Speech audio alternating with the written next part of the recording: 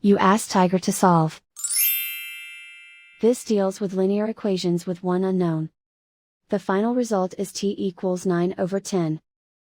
Let's solve it step by step. Simplify the expression. Expand the parentheses. Break up the fraction.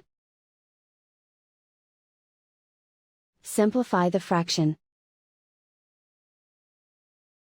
Simplify the arithmetic. Group all constants on the right side of the equation. Subtract 1/2 from both sides. Combine the fractions. Combine the numerators. Reduce the zero numerator. Simplify the arithmetic.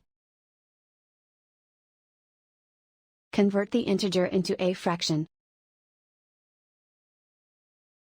Combine the fractions. Combine the numerators.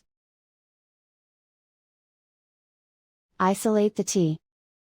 Divide both sides by 5. Simplify the fraction. Simplify the arithmetic.